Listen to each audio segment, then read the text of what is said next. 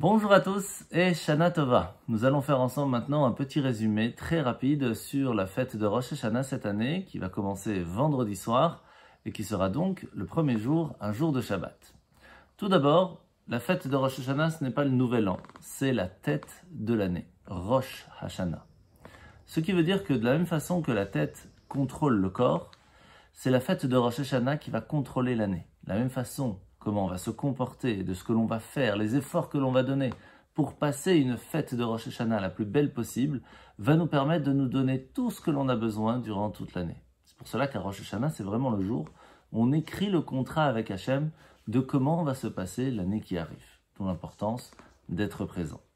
Alors cette année, c'est un petit peu différent puisque ce ne sera pas 2 jours de fête où nous allons sonner du shofar, mais seulement le dimanche, puisque le jour de Shabbat, on ne sonne pas du shofar. Le but du shofar, un des buts les plus importants, c'est le couronnement de Dieu.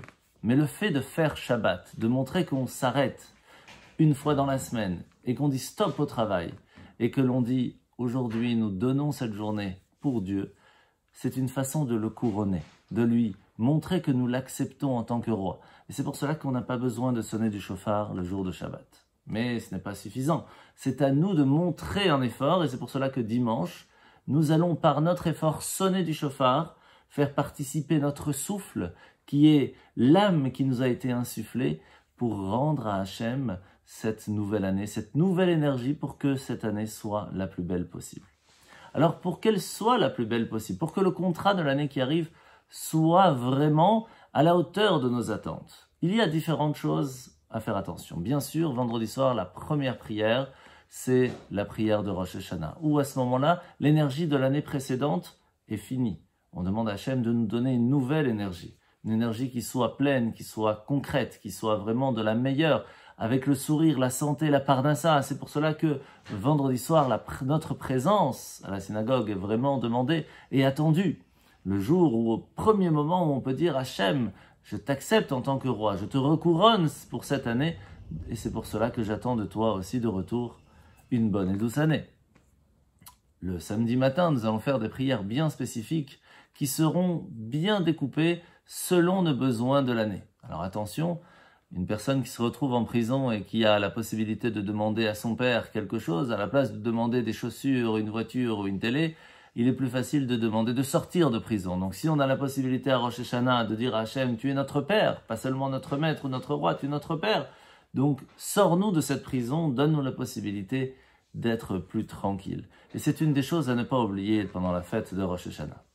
Vendredi soir, il y aura bien sûr des choses très importantes à faire. Les filles vont allumer les bougies à partir de 3 ans et on va le faire avec la bénédiction Leadlik Ner Shaliom Hazikaron, le jour du souvenir.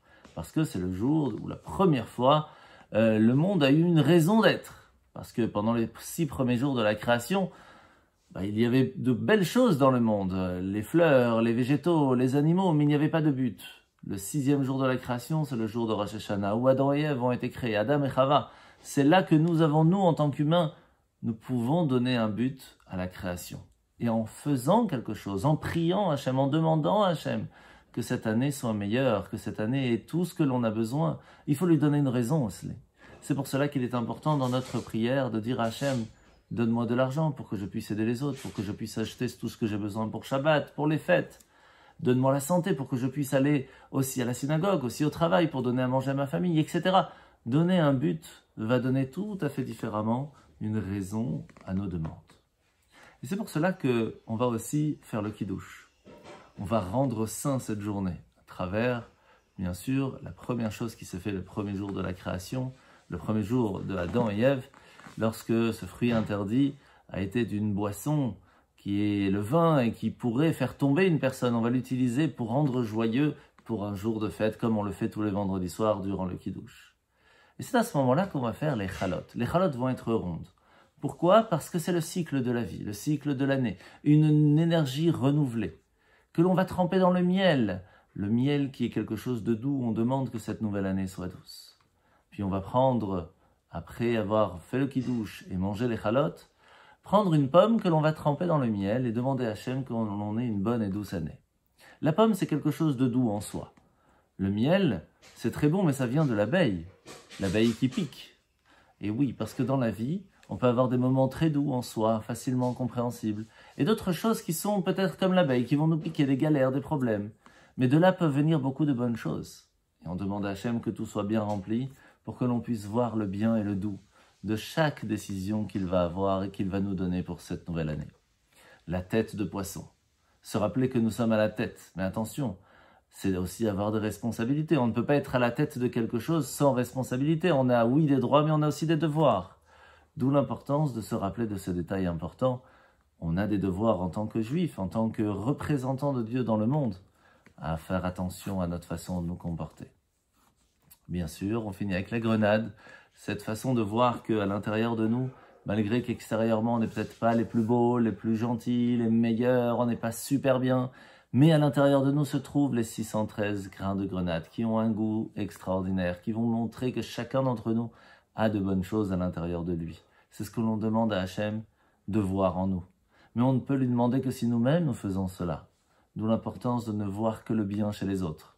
Et encore plus le jour de Rosh Hashanah, de ne pas parler mal sur les autres. On est en plein jour de jugement. Vous vous imaginez que vous êtes en plein jugement, que quelqu'un se lève derrière. T'as vu, lui il a fait ceci, lui il a fait cela. C'est pas le bon moment. Donc Rosh Hashanah, faites attention, pas de la chanara, pas de médisance.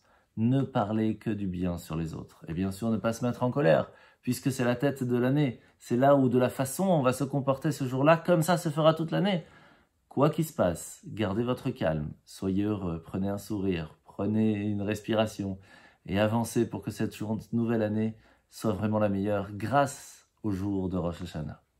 Samedi matin, nous ferons donc des prières très importantes en nous rappelant Teshuvah, Tefila, Tzedaka, ces trois choses qui vont nous permettre de pousser, de repousser tout ce qui pourrait nous empêcher d'avoir une bonne année. Mais ce n'est pas suffisant. C'est pour cela que on va faire après le samedi soir le kiddush encore une fois, et on va faire la bénédiction de Shechianu Vekiyemanu Vegianu Lezmanazé. Merci Hachem de nous avoir donné la chance que cette année nous soyons vivants pour nous permettre de faire cette bénédiction.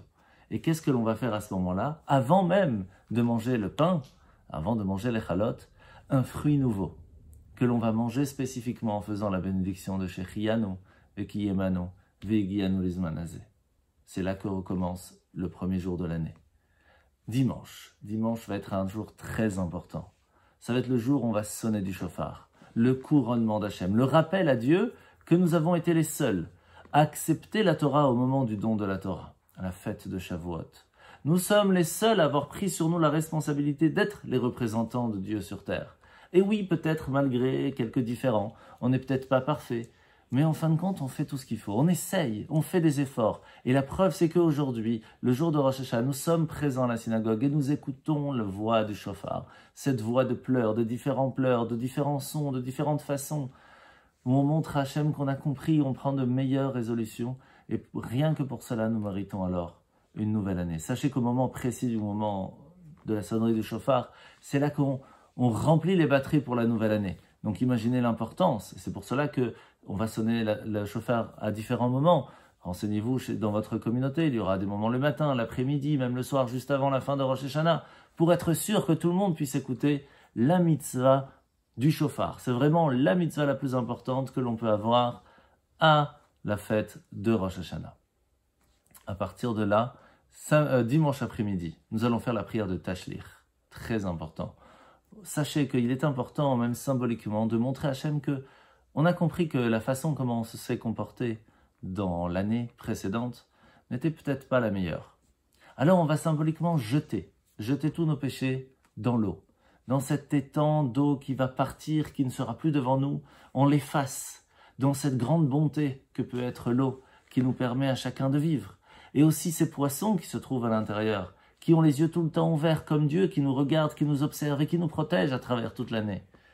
Et ainsi, grâce à cette prière de Tashlich que l'on va faire dimanche après-midi, eh bien, on espère que les nouvelles décisions, les bonnes décisions vont nous permettre d'avoir une bonne et douce année, avec avoir effacé tout ce qui aurait pu nous empêcher de l'avoir.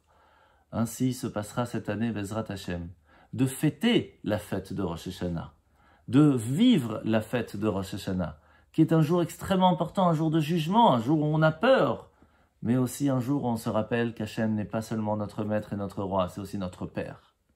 Et c'est ce qu'on va rappeler souvent dans la prière de Rosh Hashanah, qu'Hachem nous donne à tous et à toutes une bonne et douce année.